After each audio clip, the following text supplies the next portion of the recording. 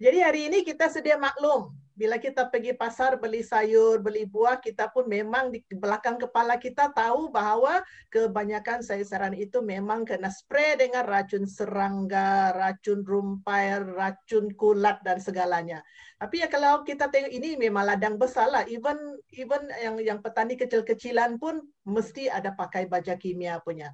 Jadi racun perosak yang berlebihan ini yang bila digunakan dalam sektor pertanian, bila kita beli sayur dia akan tertinggal, ada residu dalam sayur-sayuran buah-buahan itu, dan bila kita bawa balik ke rumah, kita pun tidak tahu bila kita cuci saya dengan air pipe, rendam dengan air garam ke atau perendam air RO, adakah dia boleh habis semua, adakah dia boleh hilang semuanya, kita pun tidak pasti. Jadi bila buah-buahan sayur-sayuran ini ada racun serangga lah semua ini, dia digunakan sebenarnya untuk mengawal perosak lah. Contoh di sini racun kulat, racun herba untuk rumpai, racun parasit, racun serangga, racun haiwan dan binatang, semua ini memang untuk memberikan kita, orang kata, sayur yang cantik, buah yang tidak dimakan ulat, tapi dia akan meracuni kita punya badan. So ini pakar yang sudah buat kajian di Makmal lah, mereka ambil anggur, ambil tomato, ambil lobak merah, stroberi, timun, dan mereka cek ada berapa banyak jenis racun perosak di dalam tuh. Jadi memang terkejut juga lah bila kita tengok ini kan. Sebab kita kadang-kadang bila mata tidak nampak, maka kita tidak percaya. Betulkah stroberi sampai 54? Sedapnya tuh, cantiknya tuh. Kan. Jadi racun perosak ini ikut kajian pakar, dia punya risiko kepada masalah kesehatan. Macam sini, masalah pembiakan, sakit kepala berterusan, masalah ingatan, kemurungan, sampailah Parkinson, sampailah masalah pernafasan. Benda ini akan berlaku dalam tempoh masa yang lama. Dia bukannya dalam setahun dua, mungkin 10 tahun, 20 tahun. Sama juga dengan apple, sama juga dengan brokoli. Kebanyakan kita suka steam brokoli dan kita makan macam tu saja. Tapi memang banyak risiko kesehatan kalau racun serangga ini terkumpul. Jadi satu persoalan yang selalu saya terfikir juga lah. Jadi mungkin saya mau sharing dengan kawan-kawan. Kita cakap, kenapa juga mau pakai begitu banyak racun serangga nih? Kenapa juga? Sebab bila saya tidak tahu lah berapa ramai antara Anda di sini pernah bercucuk tanam. Siapa pernah tanam sayur di sini? Di belakang rumah lah. Kan? Pernah nggak? Jadi sebenarnya my mom memang suka tanam sayur. Jadi dia suka tanam satu dalam kotak-kotak polystyrene lah, yang kotak-kotak buah-buahan tuh. Jadi memang banyak serangga perosak yang akan pergi makan tuh sayur. Dipanggil garden pest lah. Ya, itu baru my mom kecil-kecilan beberapa kotak sayur-sayuran. Terutama yang penjuru bawah tuh leaf miner itu macam pelombong daun. My mother punya sayur tuh kan banyak tuh, macam ada putih-putih tuh. My mother pun geram betul. Sebab bila dibelek itu daun, memang tidak nampak apa yang makan. Kenapa itu daun pandai begitu? Rupanya memang ada dipanggil leaf miner, pelombong. Dia melombong itu daun. Jadi ada dia punya track tuh. Jadi memang kalau mau dijual, memang orang tidak akan beli lah kan sayur begitu. So semua ini adalah serangga perosak yang boleh memusnahkan tanaman. Jadi bayangkan kalau Anda adalah pembeli, kita pergi pasar, kita mesti mau cari yang cantik kan? Tengok apa jadi kalau petani tidak menggunakan racun serangga semuanya, racun kulat. Ini adalah carrot. Pastinya Anda pun tidak akan beli ini carrot. Kita mau cari carrot kalau boleh yang perfect. Ini apa? Tomato. Ini akibatnya kalau tidak gunakan racun.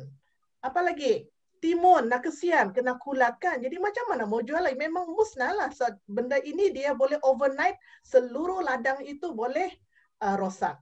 Apalagi strawberry. Nah, mana ada lagi strawberry yang cantik-cantik kan? Dia akan jadi macam ni. Ya, sebab serangan mungkin ini kulat ini. Dan juga apa? Ini adalah spinach lah. Kalau sudah kena makan ulat, kena kulat, semua itu memang kita pun tidak mau beli. Selalu kita pergi pasar, pergi supermarket, kita mau pilih sayur, kalau sayur bayam tuh yang cantik dia pedal. Kalau berlubang pun kita pikirin, nak cantik. Kan sepatutnya kan orang cakap kita harus pilih sayur yang ada sedikit lubang. Kalau Anda bawa balik tuh sayur rendam di singki itu, kalau ada telur giuk tuh kan, orang cakap bagus sebab kurang itu racun serangga. Nah, ini apa? Jagung. Nah, baru-baru saya nampak asing punya kebun ada jagung. Saya tidak tahu dia ada pakai tidak racun serangga. Sebab tengok ini case-nya apabila kena makan ulat, kena ganggulah semuanya. Jadi jagung itu tiada hasil lah. So bayangkan kalau Anda adalah petani, adakah Anda akan guna racun serangga? Saya rasa kalau saya adalah petani, saya akan guna juga. So Anda nampak tidak kenapa petani menggunakan racun serangga, racun kulat semuanya. Anda bayangkanlah kerosakan. Bayangkan kalau Anda sudah labur beberapa ribu untuk Anda punya ladang dan ini berlaku. Memang sakit hati kan? Memang Anda akan cari penyelesaian. Dan penyelesaian yang ada setakat ini adalah menggunakan racun serangga, racun kulat semua ini. So tengok lagi, ini ialah apa? Aphid. Aphid ini memang dia makan lah. Dia makan tuh daun semua sampai batang semua. Memang rosak. Memang sakit hatilah kalau Anda berkebun. Sama juga dengan padi. So padi, beras yang kita makan hari ini, Anda tengok gambar tu kan yang warna kuning tu, artinya dia sudah kena serangan kulat. Jadi macam mana ada hasil padi lagi kan? So hari ini cuba kita fikir juga lah, jika hari ini Anda adalah seorang petani, mungkin Anda juga akan menggunakan racun serangga. Jadi kita tidak boleh menyuruh petani jangan guna kan. Tapi apa yang kita boleh buat pada pihak kita on our side yang boleh protect kita punya family, melindungi family kita daripada termakan residu ataupun saki-baki racun serangga dan juga racun rumput. Sama juga kita memasang satu biopil RO sebab kita tahu kita tidak boleh menunggu kerajaan kasih bersih itu air untuk supply pada kita. Kita bersihkan di rumah kita. Tapi macam nanya sayur, kita tidak boleh tunggu petani jangan pakai itu racun serangga. Jadi bila sampai rumah kita, kita beli itu, apa yang kita boleh buat pada pihak kita on our side, what can we do? Ya, jadi apa tuh fakta yang sedia maklum ialah racun ini namanya sudah racun kan. Jadi semasa pekerja tu menyembur ladang, memang mereka perlu pakai semua nih topeng lamas semua. Macam sekarang orang yang masuk hospital yang COVID tu lah, terpaksa tutup. Artinya benda itu memang sangat-sangat beracun dan boleh membunuh. Kan? Saya ada seorang kawan dulu, dia punya anak meninggal dunia sebab terkena kanser. Kenapa? Sebab anak dia tu umur 20-an masa itu bekerja menjadi storekeeper dalam store itu racun serangga.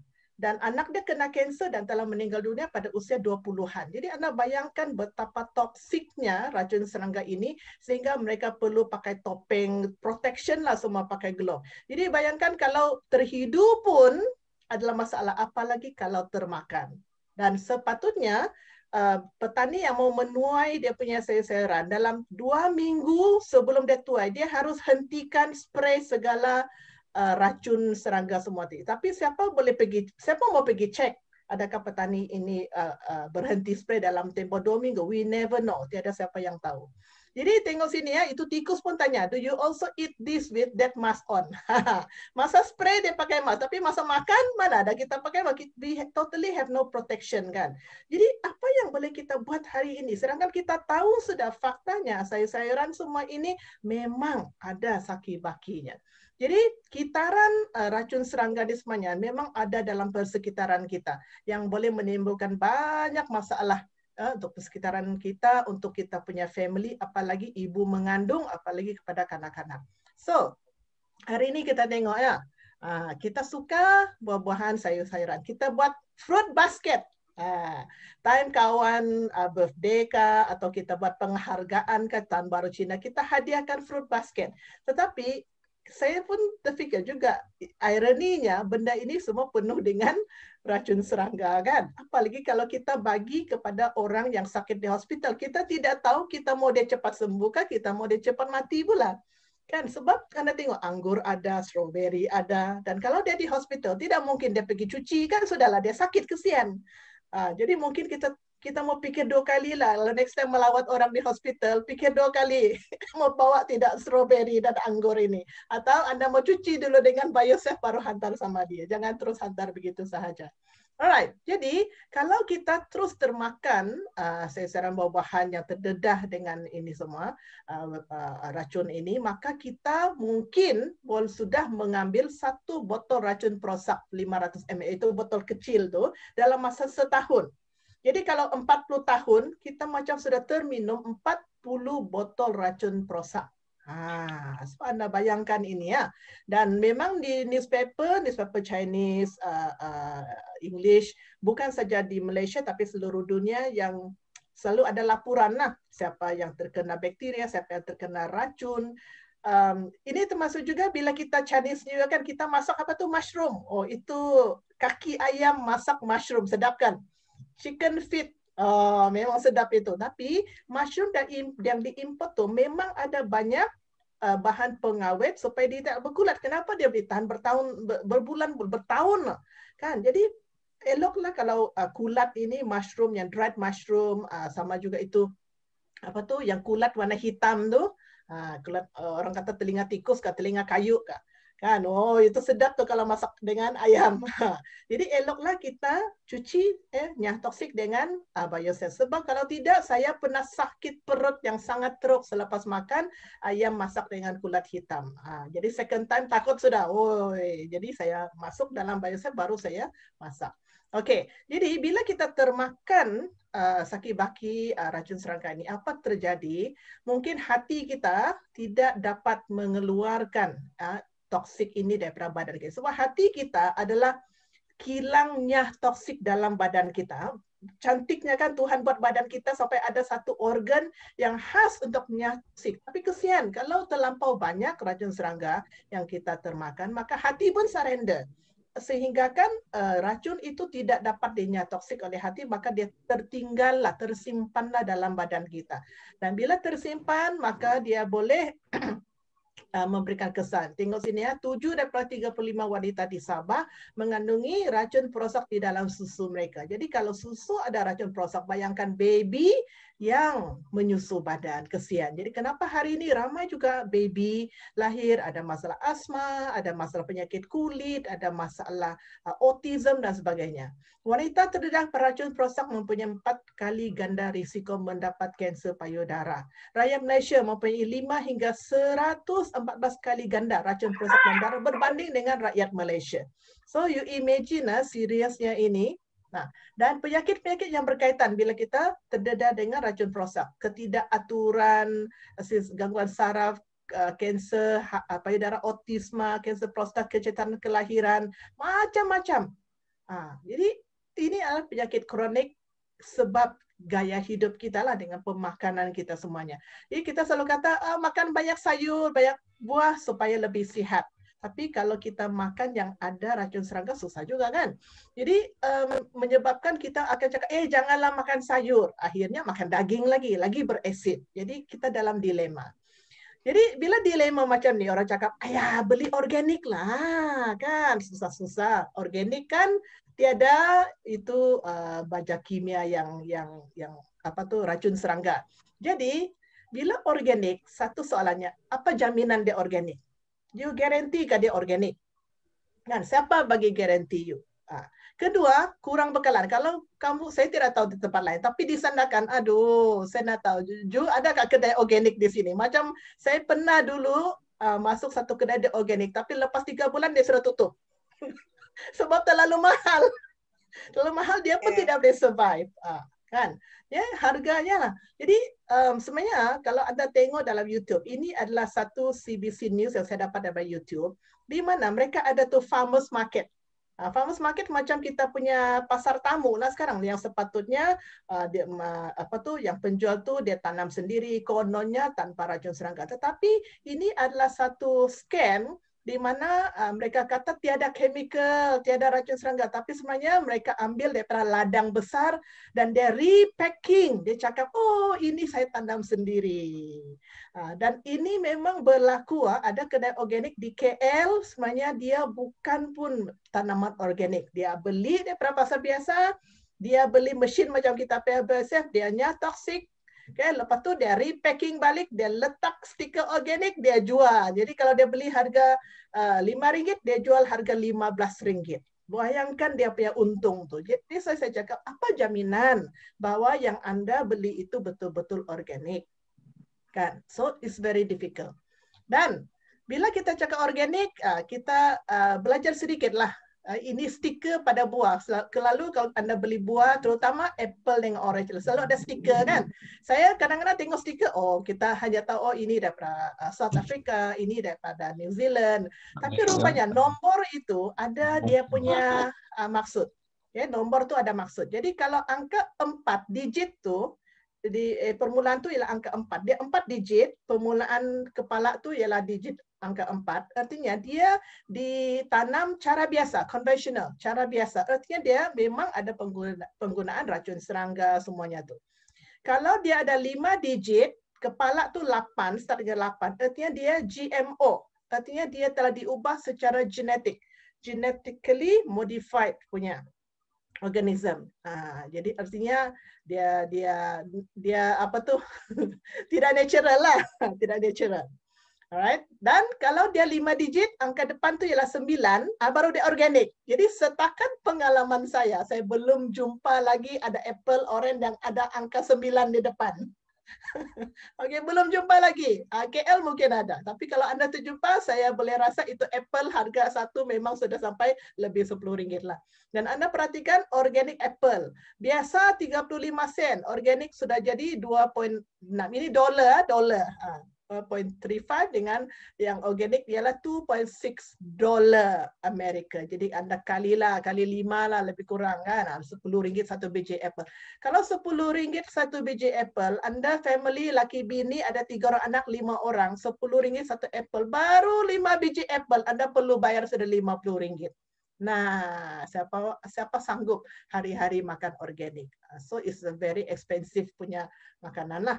So, apa pilihan kita sekarang? Mau makan organik? Aduh, mau tapi itu budget ada had kan? Alright.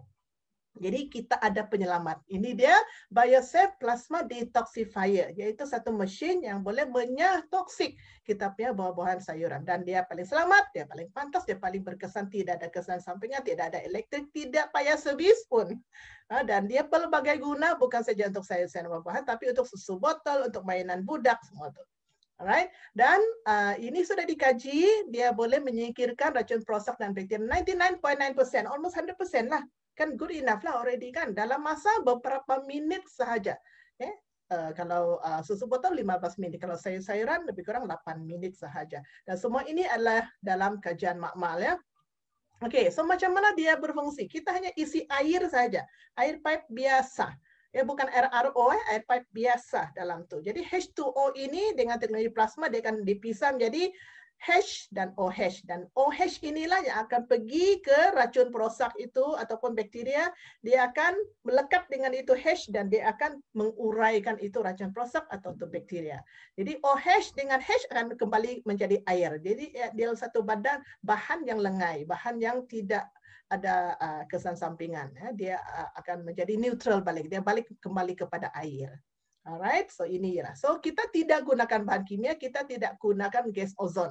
So berbanding dengan cara yang di luar. Saya pernah nampaklah mesin yang menggunakan gas ozon, di mana ada satu benda anda cucuk dalam tu besen ke, lepas tu ada gas. So gas ozon adalah gas yang beracun. Dan memang ada warning di sana masa anda guna, dia cakap mesin tu anda jangan tersedut gas ozon. Kita tahu kan gas ozon itu adalah racun. Kita mau mengeluarkan racun tapi kita gunakan racun. So it's very ironic. So yang ini bukan ozon, ini adalah teknologi plasma, totally safe. Kemudian ada juga yang saya ternampak di luar, mereka gunakan pencuci. Anda perlu macam kita cuci kain lah. Ada tuang, pencuci itu batu rendam tu. Sama juga, itu adalah bahan kimia juga. So kita tidak gunakan, kita hanya gunakan air yang keluar daripada kita punya air pipe. That's it. Very, very simple. Jadi berapa harga ini mesin? So DP harga, ini sangat ong lah punya harga ni. Sudah diskon, 1888. Orang Cina cakap satu kali beli memang you fat lah. Memang you kaya lah. Kaya kesihatan mangan. Kaya kesihatan, katakanlah Anda gunakan ini 5 tahun. Artinya Anda hanya melabur RM1 saja. Anda bayangkan tadi organic apple satu biji mau RM10 untuk satu orang makan. Satu orang makan pun mungkin tidak cukup kan. Tapi ini RM1 Anda boleh detox sepuas-puasnya, sayur-sayuran, buah-buahan, susu botol, apalagi itu sudu, garpu, span, cuci kain pun boleh. RM1 satu hari, sangat-sangat murah. Kalau Anda gunakan sampai 10 tahun, 50 sen sajalah satu hari kan. Dan yang paling syok sekarang kita ada token. Nah, siapa yang belum beli ini atau ada family belum beli ini, Anda gerebutlah sebab ada hadiah. Dan hadiah ini saya bagi satu contoh di sini. Anda beli satu unit. Oke, 1888 ada 18 poin. Jadi Anda boleh klaim hadiah satu botol Elkan Spirulina. Kalau Anda tidak cakap, ya saya sudah ada Spirulina, Anda boleh klaim apa? Floor cleaner 1, Bright Out 2 kotak dengan cap 2 helai.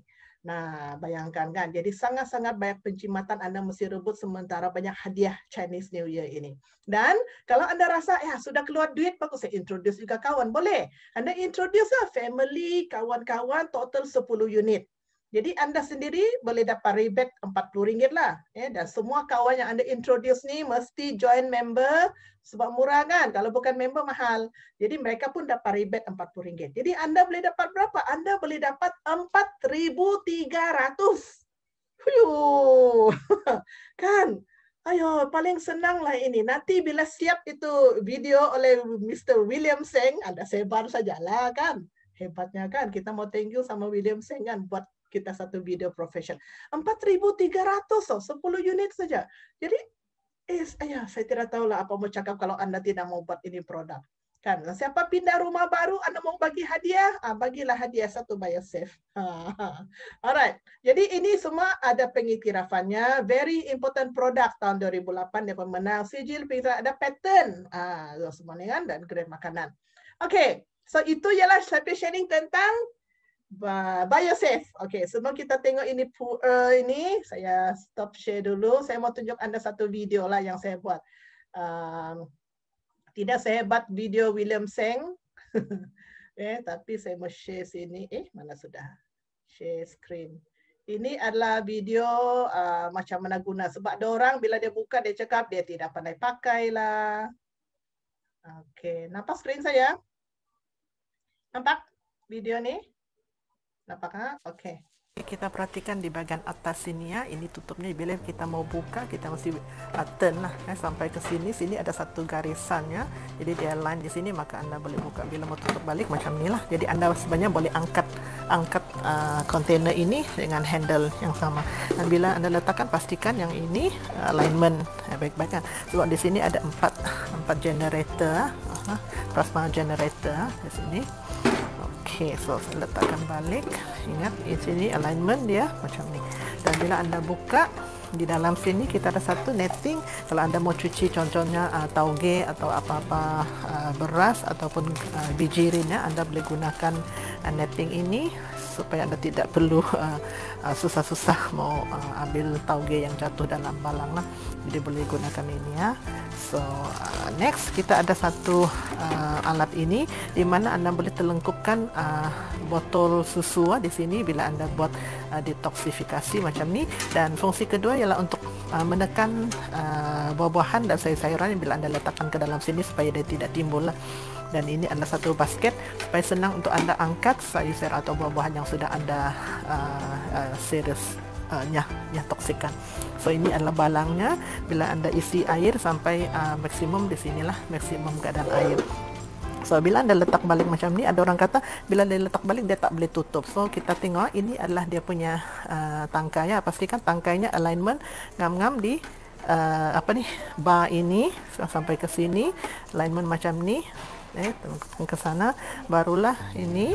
Ingat alignment sini dengan garisan ini Anda letakkan, baru Anda boleh turn.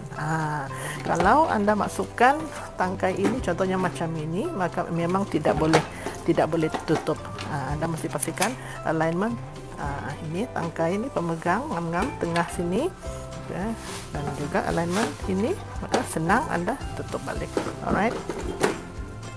Sekarang saya sudah isi air. Sebenarnya air ini paras air boleh sehingga paras maksimum sini, tapi sekarang demo saya tidak perlu sampai sini lah. Dan kita ada beberapa pilihan. Kalau mau cuci botol susu boleh sehingga 15 minit, buah-buahan 8 menit, mainan kadang-kadang 12 menit, pinggan mangkuk 10 menit, baju budak-budak 10 menit. Jadi ini semua kita pilih melalui panel sini ya. So panel ini mula-mula kita tekan power dulu. Okay, bila start dia macam ini. Dan Anda boleh gunakan ini button atas atau bawah untuk pilih. Sekarang ialah botol susu. Saya akan tekan ini button ini dan dia akan turunnya pilihan buah-buahan atau mainan budak-budak ataupun pinggan mangkuk. Kalau saya tekan button yang atas ini, dia naik baliklah. Jadi contohlah Anda pilih buah-buahan, okay. Lepas Anda pilih, Anda tekan start. Okay. Jadi kita tengok bila kita tekan start, 4 generator ini akan mula mengeluarkan plasma. Anda boleh nampak ya. Jadi buah-buahan saya saran Anda lepas Anda letak dalam, kalau dia timbul Anda boleh letakkan ini untuk tekan buah-buahan itulah. Dan kalau Anda mau tutup boleh juga, tak mau tutup boleh juga. Kalau mau tutup macam inilah, pastikan yang ini alignment dia, dan Anda boleh tutup dan tunggu sehingga generator ini berhenti dalam selepas 8 minit lah, mengikut apa pilihan Anda tadi. So dia automatic akan henti ya. BioSafe ini adalah selamat, dan ini tidak ada elektriknya ya. Dia bukannya elektrik, so dia memang selamat, tidak ada kejutan elektrik apa-apa. Anda boleh letakkan tangan macam ini, no problem ya. Okay.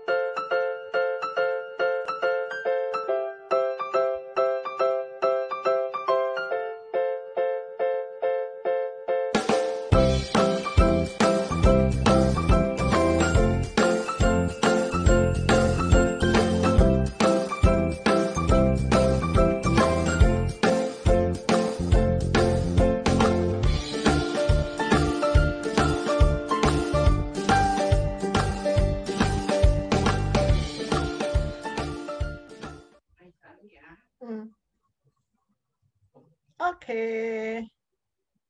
Alright, so itu saja perkongsian tentang BioSafe. Back to our MC, Miss Ju.